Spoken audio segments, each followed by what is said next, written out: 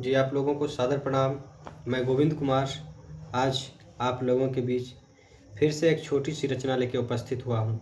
रचना का नाम है अधूरे हैं हम। आखिर हम किनके बिना अधूरे हैं और क्यों हैं अधूरे, ये आप लोगों के बीच आज प्रस्तुत करता हूँ।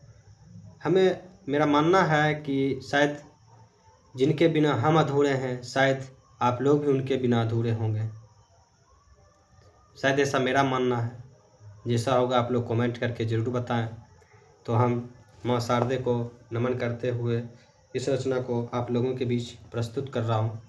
कैसे कहूँ और क्या कहूँ, किससे कहूँ और किनको कहूँ, कैसे कहूँ और क्या कहूँ, किनको कहूँ और किससे कहूँ, कहाँ हैं और कैसे हैं हम, कहाँ हैं और कैसे हैं हम, कि उनके बिना तो अधूरे हैं हम, कि उनके बिना तो अधूरे हैं हम।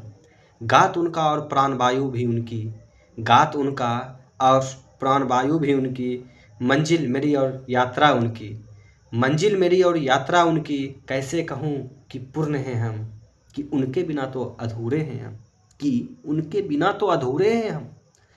सुधा मेरी और रोटी उनकी, सुधा मेरी और रोटी उनकी, दर्द मेरा और पीड़ा उनकी, जिस्म मेरा और जान उनकी, जिस्म मेरा और जान उनकी, उनके बिना तो अधूरे हैं हम, उनके बिना तो अधूरे हैं।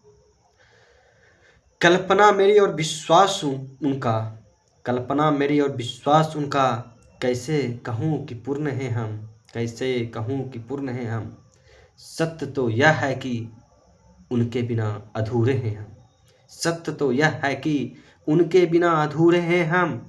अपेक्षा मेरी और दीक्षा उनकी, अपेक्षा मेरी और दीक्षा उनकी, बेशक उनके बिना अधूरे हैं हम, बेशक उनके बिना अधूरे हैं हम।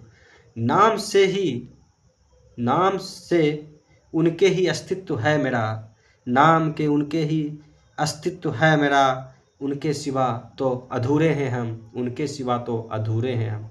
कैसे कहूँ कि पूर्ण हैं हम, कैसे कहूँ कि पूर्ण हैं हम माँ पिता के बिना अधूरे हैं हम, माँ पिता के बिना तो अधूरे हैं हम।